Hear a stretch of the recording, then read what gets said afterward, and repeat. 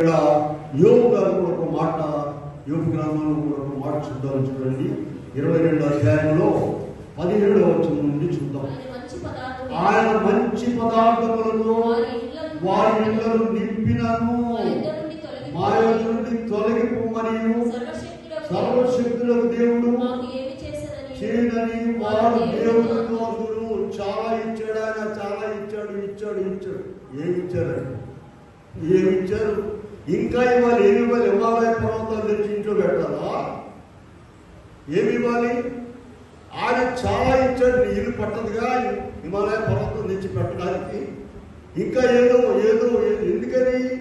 లోకం వైపు చూడడం ద్వారా, దేవుని వైపు చూడకుండా ఉండడం ద్వారా. దేవుని వైపు చూసేవారు చెరసాల్లో పడేసి కొట్టారండి, గాయాలయ్యేటట్టు.